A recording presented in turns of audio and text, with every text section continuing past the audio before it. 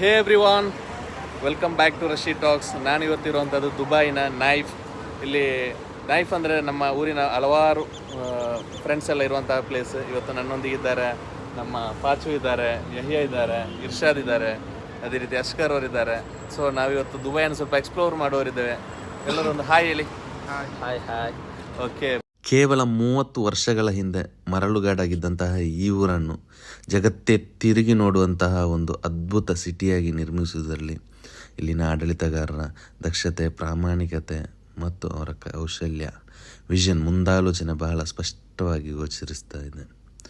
ಈ ಮರಳುಗಾಡಿನಲ್ಲಿ ಹೇಗೆ ಐರೈಸ್ ಬಿಲ್ಡಿಂಗ್ಗಳನ್ನು ಕಟ್ತೀರಿ ಅಂತ ಕೇಳಿದಂತಹ ಜನರಿಗೆ ಜಗತ್ತಿನಲ್ಲಿ ಅತಿ ಎತ್ತರದ ಬಿಲ್ಡಿಂಗನ್ನು ಕಟ್ಟಿ ಇದು ದುಬೈ, ಇಲ್ಲಿ ಎಲ್ಲವೂ ಸಾಧ್ಯ ಅಂತ ತೋರಿಸಿಕೊಟ್ಟಂತಹ ಆಡಳಿತಗಾರರು ಇಲ್ಲಿನವರು.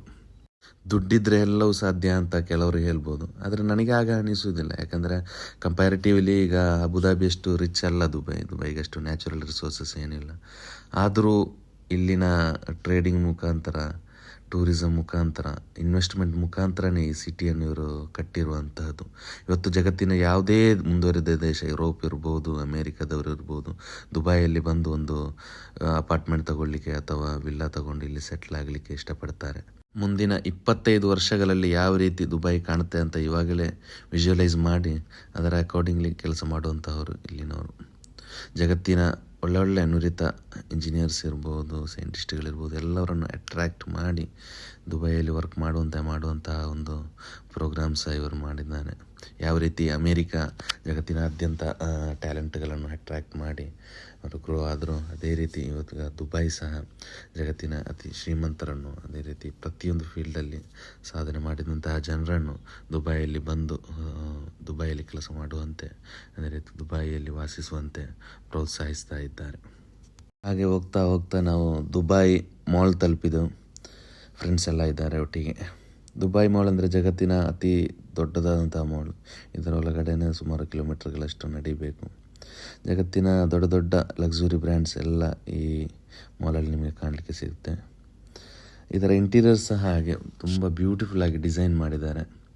ನೀವೀಗ ಬ್ಯಾಕ್ಗ್ರೌಂಡಲ್ಲಿ ನೋಡ್ತಾ ಇರ್ಬೋದು, ಒಂದು ಬ್ಯೂಟಿಫುಲ್ ಆದಂತಹ ಒಂದು ಆರ್ಟಿಫಿಷಿಯಲ್ ಫಾಲ್ಸ್ ಟೈಪಲ್ಲಿ ಮಾಡಿದ್ದಾರೆ. ಅದೇ ರೀತಿ ಇದರ ಒಳಗಡೆ ಒಂದು ಜಗತ್ತನ್ನು ಸೃಷ್ಟಿಸಿದ್ದಾರೆ ಅಂತ ಹೇಳ್ಬೋದು. ತುಂಬ ಬೇರೆ ಬೇರೆ ಎಂಟರ್ಟೈನ್ಮೆಂಟ್ ಆ್ಯಕ್ಟಿವಿಟೀಸ್ ಎಲ್ಲ ಇದರೊಳಗಡೆ ಇರುತ್ತೆ. ಸ್ಕೇಟಿಂಗ್ ಇರ್ಬೋದು. ಅದೇ ರೀತಿ ಇನ್ನೊಂದು ಮೇಯ್ನ್ ಅಟ್ರಾಕ್ಷನ್ ಇಲ್ಲಿರುವಂಥದ್ದು ದುಬೈ ಅಕ್ವೇರಿಯಂ.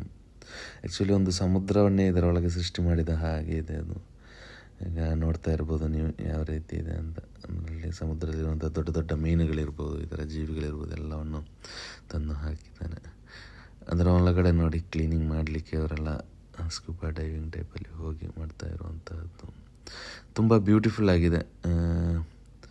ಸುಮಾರು ಒಂದು ದಿನ ಬೇಕು, ಇದರ ಒಂದು ದಿನ ನಡೆದರೂ ಸಾಕಾಗಲಿಕ್ಕಿಲ್ಲ, ಅಷ್ಟೊಂದು ದೊಡ್ಡದಾಗಿದೆ ಮೌನ. ನಾವು ಹಾಗೆ ಸ್ವಲ್ಪ ವ್ಯೂಸನ್ನೆಲ್ಲ ಎಂಜಾಯ್ ಮಾಡ್ತಾ ನಡೀತಾ ಹೋಗ್ತಾ ಇದ್ದೇವೆ. ಆ್ಯಕ್ಚುಲಿ ನಮಗೆಲ್ಲ ಉಪವಾಸ ಇರೋ ಕಾರಣ ತುಂಬ ಟಯರ್ಡ್ ಆಗಿತ್ತು. ಇನ್ನು ಈಗ ಟೈಮ್ ಸಹ ಈವ್ನಿಂಗ್ ಆಯಿತು, ಉಪವಾಸ ಬಿಡುವಂಥ, ಇಫ್ತಾರ್ ಮಾಡುವಂಥ ಟೈಮು. ಹಾಗೆ ನಾವು ಬೇಗ ಹೊರಡಲಿಕ್ಕೆ ಸಿದ್ಧರಾದೆವು. ಈಗ ರಂಜಾನ್ ನೋಡಿ, ರಂಜಾನಿದ್ದು ಡೆಕೋರೇಷನ್ಸ್ ಎಲ್ಲ ಮಾಲಲ್ಲಿ ಮಾಡಿದ್ದಾರೆ. ತುಂಬ ಬ್ಯೂಟಿಫುಲ್ ಆಗಿತ್ತು ಅದು ಕೂಡ. ನಮ್ಮ ಲೆಫ್ಟಲ್ಲಿರುವಂತಹದ್ದು ದುಬೈ ಫ್ರೇಮ್, ಓಲ್ಡ್ ದುಬೈ ಮತ್ತು ನ್ಯೂ ದುಬೈ ಮಧ್ಯೆ ಇರುವಂತಹ ಒಂದು ದೊಡ್ಡ ದ್ವಾರ. ಸೊ ಈ ವಿಡಿಯೋ ನಾನು ಇಲ್ಲಿ ವೈಂಡ್ ಅಪ್ ಮಾಡ್ತಾ ಇದ್ದೇನೆ. ನಿಮಗೆ ನನ್ನ ವಿಡಿಯೋ ಲೈಕ್ ಆಗ್ತಾ ಇದ್ದರೆ ಶೇರ್ ಮಾಡಿ, ಸಪೋರ್ಟ್ ಮಾಡಿ, ಸಬ್ಸ್ಕ್ರೈಬ್ ಮಾಡಿ. Thank you.